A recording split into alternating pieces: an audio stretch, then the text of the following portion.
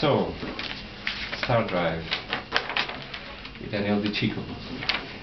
So, why and when did you decide, hey, I really want to make this game, and how different is it now since you first imagined it? Well, actually I started making a board game, and I started designing these mechanics for this board game where you would have to design a spaceship and you have it blasted to pieces, and I started realizing that just the math on this is way too complicated for someone to do in a board game. It's like I have to make this a computer game. And I've always been a passionate computer gamer, and I really didn't know anything about making computer games. So I Googled it, and I just started learning. I mean, I knew how to program, but I didn't know anything about games programming. And I just slowly started learning the technology. And the difference today from when it was when it was first born is huge. And it's almost nothing like it. I knew I wanted to do the modular ship design, and that was always the basis of the program. But earlier on, it was less of a 4X and more of like a series of challenges.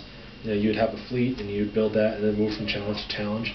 That still sounds kind of fun to me, but I realized that really what I wanted to do was make this big 4X game, go all out. So Win was about 2.5 years ago, and I started doing it just on my side time. And there came a point when I was about 6 months into it when I kind of developed the final vision, and I threw out everything I'd done. I scrapped it and started over, because when you don't know how to make a game, you make a lot of mistakes. But once I had it figured out, I decided to start over, and that's really when StarDrive was born. So about two years ago. Okay. Cool. So what about sources of inspiration for developing StarDrive? I mean, what other games, films, or books do you think have inspired you to make this game? Well, the obvious is Masters of Orion, too. I mean, everybody who really likes 4X games, I feel like, loves that game. John Scalzi, you know who he is, I'm sure. He wrote Old Man's War. He's an excellent science fiction author. Really got me excited about kind of the realities of space colonizing. What would happen if we met other aliens in the same level of technology? And it would probably be pretty brutal competition for worlds, difficult to move resources.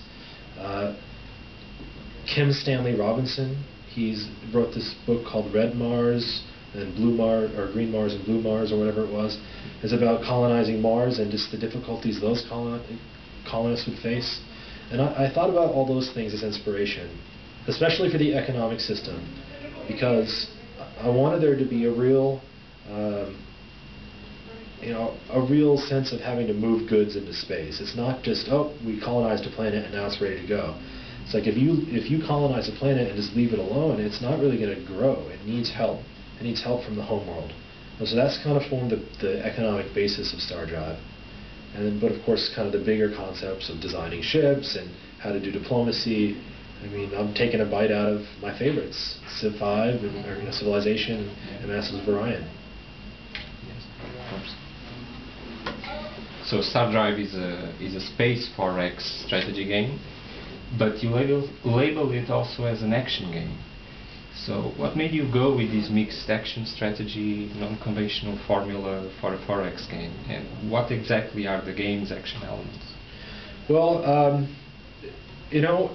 StarDrive has evolved over the course of its development, and I think when I first started it, there was a little bit more focus on your flagship.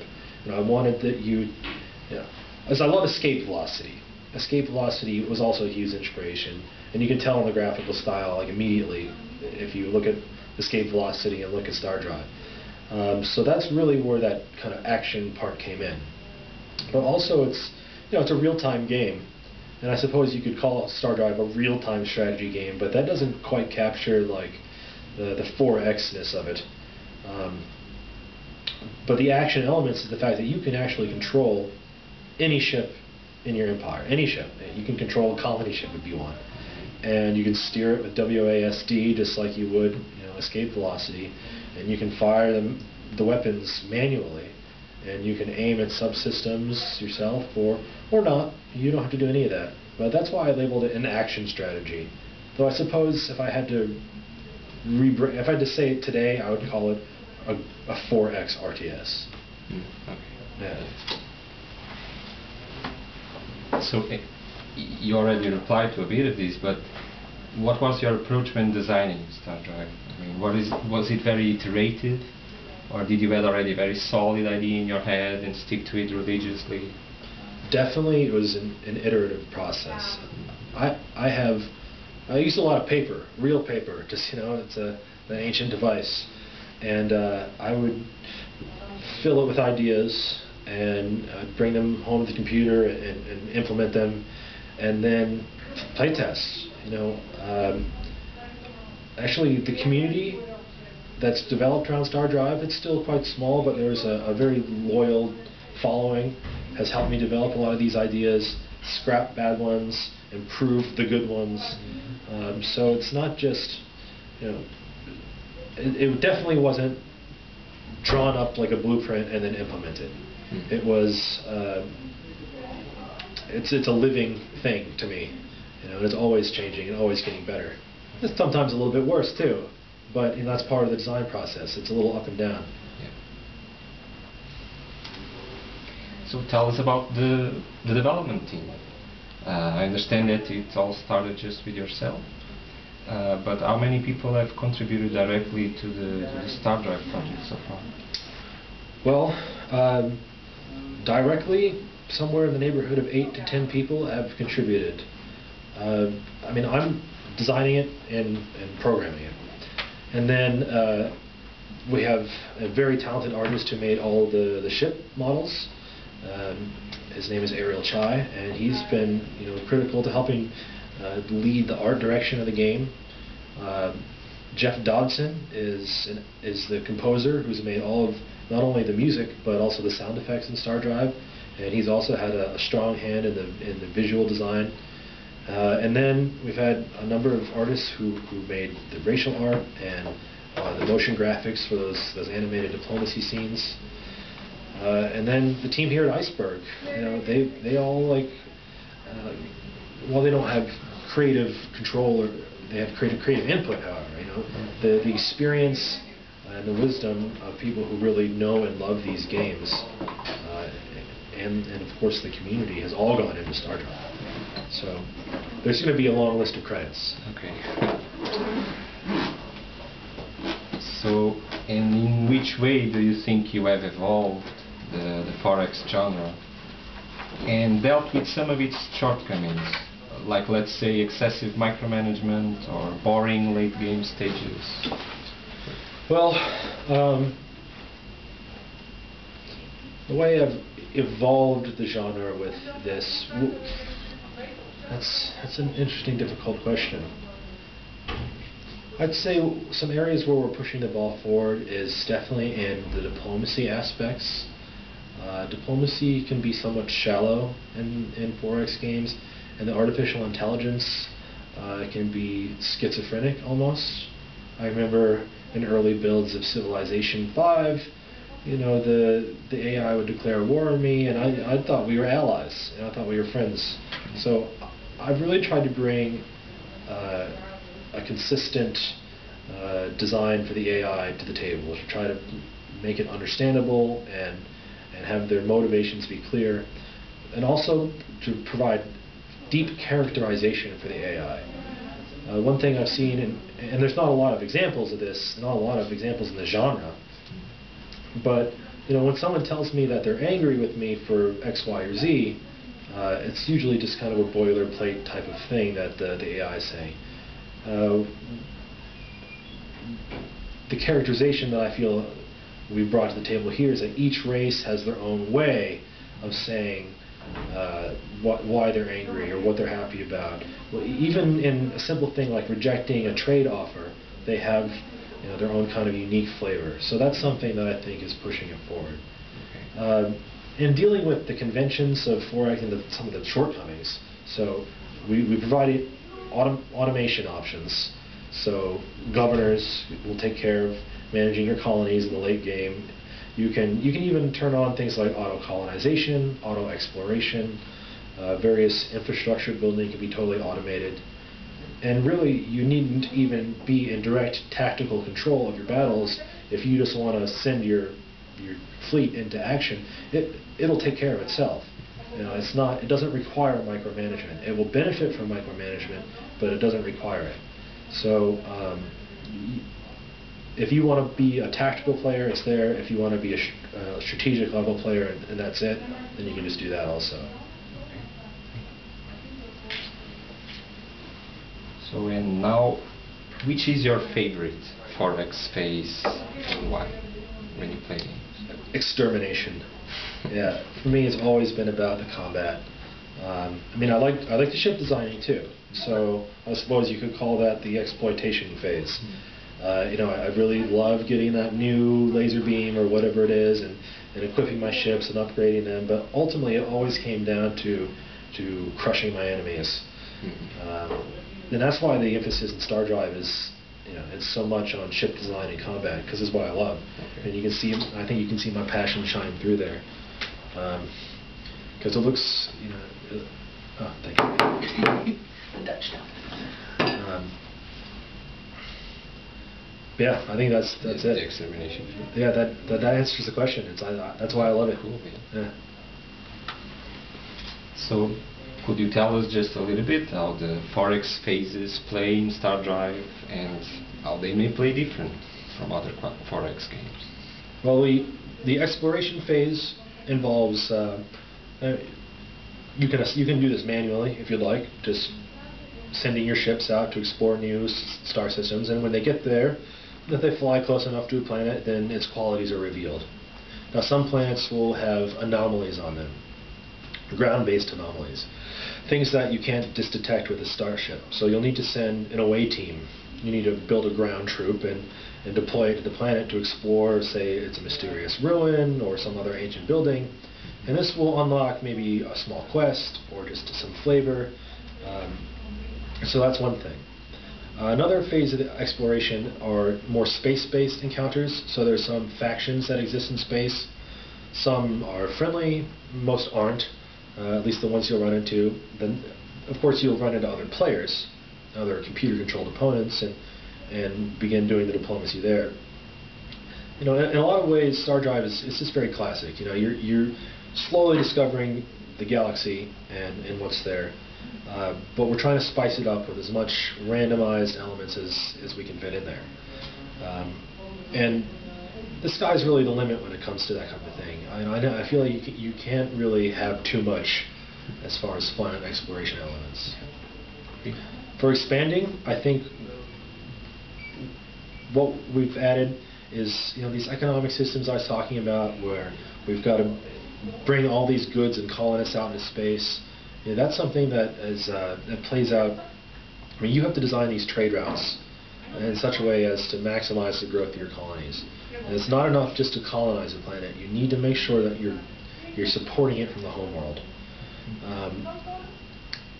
But other than that, it follows a very classic model. You need to build improvements on the planets. You need to focus the planet. You can decide whether you're going to generalize or specialize the colony.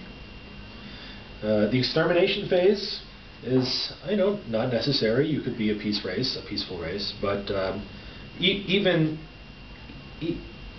some combat is absolutely going to be necessary because, for instance, in Masters of Orion 2, a great inspiration, the best systems always had guardians. Say it was a space amoeba or a space dragon or whatever.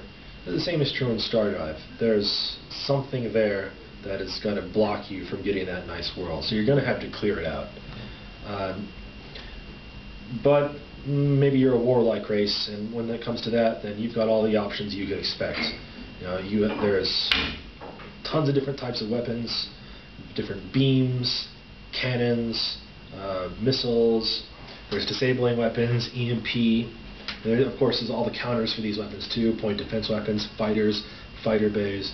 We've got tactical ground combat, so you can actually play out the ground combat in a little chessboard type thing. And then, hold on, explore, expand, exploit, sorry, I totally myth exploitation. I mean, the exploitation phase of StarDrive is again really more about technology, I suppose, is how I would always define the exploitation phase. I mean, you need to leverage those worlds that you find in the expansion phase into creating the economy to both unlock new technologies and then build ships with them. And I mean, there's no real surprises there. It's as long as you're using the tools we give you to build a strong enough industrial base, you're going to be moving forward there. But some of the ways that you can keep that going or get it kickstarted and move faster is through the diplomacy, exploiting your allies to trade with them, getting them to give you technologies you don't have, and ganging up on enemies who might be trying to stop you. So, but in all ways, StarDrive is a true 4X. We're not skipping or skimping on any of these elements. Okay. So let's talk a bit about Kickstarter, because that's where this all also started. How important do you think your successful Kickstarter campaign was in the overall game development process? I mean, looking back, do you regret having set so much a low barrier? No, not at all. I mean, mind you, Kickstarter was not then what it is today. I mean, it was. This was only a month before Double Fine got on there, but still, it was like a different world. If a game got $15,000 off Kickstarter, it was a great success. So I figured, you know what, I'll see what I can do. I didn't really know where it would lead, but boy, they should have a poster with my face on it at Kickstarter, because in less than a year, I've gone from having kind of a pre-alpha concept of a game to having an almost completed game. Publisher support here with Iceberg, and we're ready to kind of enter on the world stage of video games. So I've gone from a guy with a dream to a guy with a game, and I owe Kickstarter is totally responsible for that, because if it wasn't for Kickstarter, for instance, I never would have met Iceberg Interactive. It was publicity, it was funding. I mean, Kickstarter works as advertised. Yeah. And as we are in the Kickstarter subject, what's your take on Kickstarter as a crowdfunding scheme in the general sense, and what advice would you give to others that may be on the fence thinking if Kickstarter could be a good idea? Well, I was in a situation where I had been working full-time and also making StarDrive on the side, and I thought, boy, if I could get a little extra funding, it could very well help me make that transition from being a lawyer to doing what I was going to do. So what I realize now, looking back, is that the amount of money it takes to make a video game is a lot more than what I asked for. A lot more, of course. And so the advice I have is you have a financial plan, the realistic financial plan to get a game done if you're going to do it. Don't aim too low. But then again, there's the double-edged sword. If you aim too high, you might miss your goal. So I think if you're going to be getting into that, it's nice to have other options too. Kickstarter could be part of your funding plan. You could have a funding plan that consisted of also getting a loan to help finish it, or getting a publisher investment. But so I guess if I had any advice, just don't put all your eggs in one basket when it comes to Kickstarter. And the other side of that is, maintain a healthy skepticism when analyzing a project on Kickstarter, because since it's blown up, there's been a lot of, not really sure if it's really a real project type things. So, but overall, I remain totally positive about Kickstarter, and I think it's going to be a really cool tool that we'll probably use again. So StarDrive is being highly anticipated by space strategy and 4X gamers. It's my feeling that some hope it will be the best 4X game of the year or of recent years. do you feel that responsibility? And if so, how do you deal with it, and how does it affect your working process?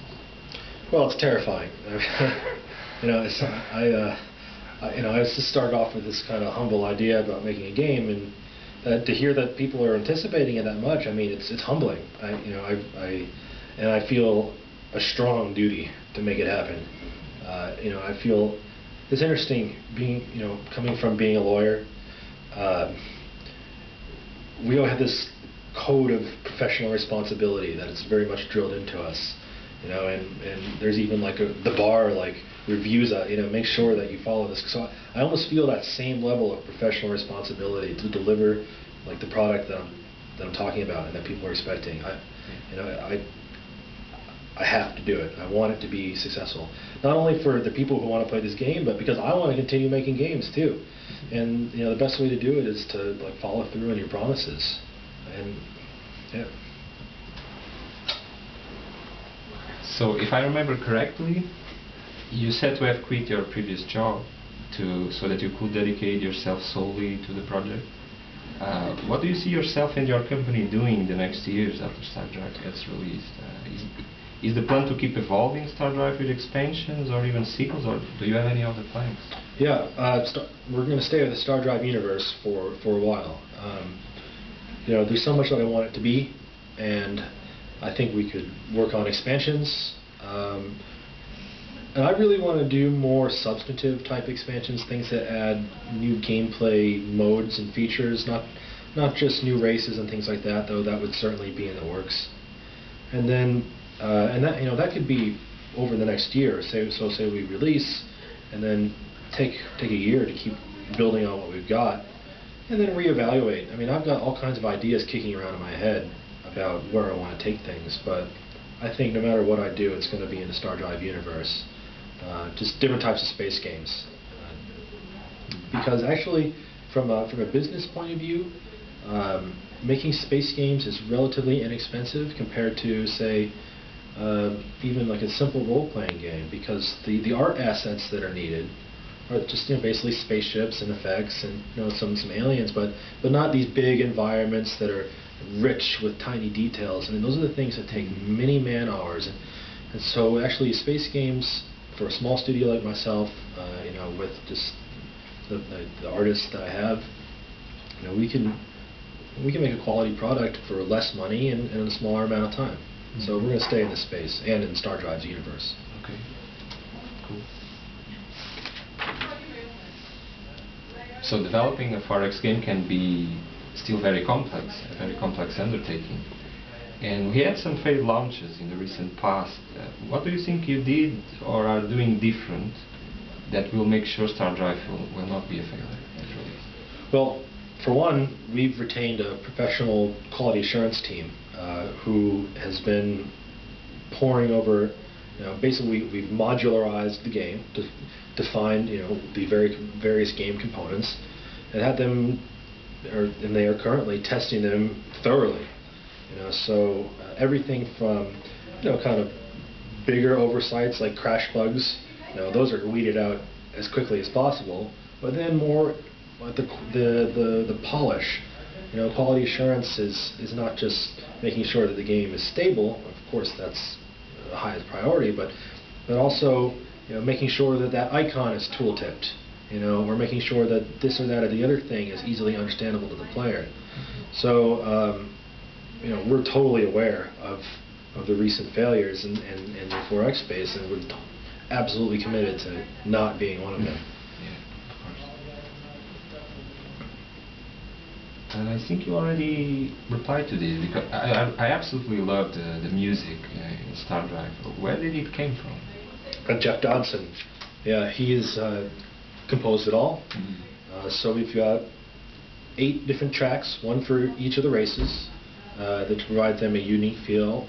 Then we have a title theme and a title reprise, which you'll hear at various points. We've got some ambient tracks that go along with the just things that are in the background while you're playing the game, very unobtrusive. Mm-hmm. And he wrote them all. So his company is called Rainfall Films, and he is also part of our company working on StarDrive. So. So, what advice do you have for other independent game developers that may be thinking in developing their own game? Well, I was thinking the other day that don't chase your dream. Implement your plan. Okay, they're different things. Like, just if you have a plan and it's sound, then execute it. There's no magic to any of this. It's just figuring out what it's going to take and deciding whether you can or can't do it. And you should be able to know. You should be able to look at your plan and know whether it's possible. And then, if it is possible, then all it takes from there is the dedication to do it. So that's the advice I would give to anybody who wants to do this. Make a plan and do it. So, what's your favorite game? Well, or one you play a lot? I gotta say, it's a tough question to answer. Honestly, I think of all time, it's gotta be Civilization. And I'm talking about every iteration. Because I've been playing Civilization in one form or the other for 20 years. Right? And I'm always playing it, and I can always come back and play it. And they're always iterating, and it's getting better and better and better. So it's like, that's the best franchise that I think exists. I agree. Yeah. And so that's it. That's it. Yeah. And book? What's your favorite book? Ooh, that's a tough one. Yeah. You have to let me think on that. Okay. I would have said Cloud Atlas, but then this movie came out, and now it's so cliche to say it's Cloud Atlas. But yeah, mostly my favorite books are science, always science fiction or fantasy. I really liked the Martin books, George R. R. Martin. You have to let me think on this one. I know there's... It's a lot of them. Yeah, there's almost too many to say. Okay. Yeah. As we are in the subject, what about a film? Do you have a favorite?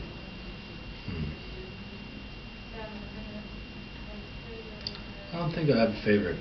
It's for me. I can tell you that the answer to both of these questions, to me, is science fiction and fantasy that takes itself seriously, that tries to create, and successfully does, the best works, a believable world, even if it's got some sort of fantastical elements. As long as it really tries to create a consistent world. Those are the books that I always love. Because there's some fantasy novels where it's just, the characters' motivations don't seem correct, like, even if it's involving dragons and fairies or whatever. What's more important to me is that the characters behave like I think they would in real life, that there's usually a dark kind of gritty element to the story, because that's what life is about. There's a darker current to a lot of politics and conflicts, and I like books that capture that. Brandon Sanderson is probably my favorite author. I don't know if you've read anything by him, but he's done a number of awesome fantasy novels, and I think he's the king right now. Okay. So, and do you have a favorite character from a game, book, or film? I always like Malcolm Reynolds. I know a lot of people like Malcolm Reynolds, but he's a very solid character. I like how he's just, there's this story on IO9, and it's about some episodes that they didn't make in Serenity.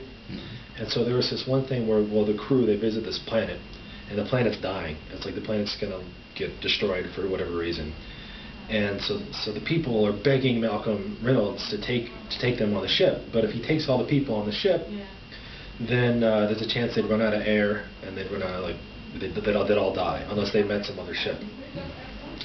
And the crew's they're all debating, they're having this moral problem, kind of like a Star Trek type moral dilemma. Right? And so now it's like, all right, well, look, let's just sleep on it. And so, they close up the ship, and Malcolm, takes it off. And they leave all the people there. And the crew doesn't actually get the vote. And at the end of like the episode, they realized that they never met another ship, so everybody would have died. But I like that Malcolm Reynolds, like his character, like makes those tough decisions, those kind of dark decisions, and that's the kind of character I like.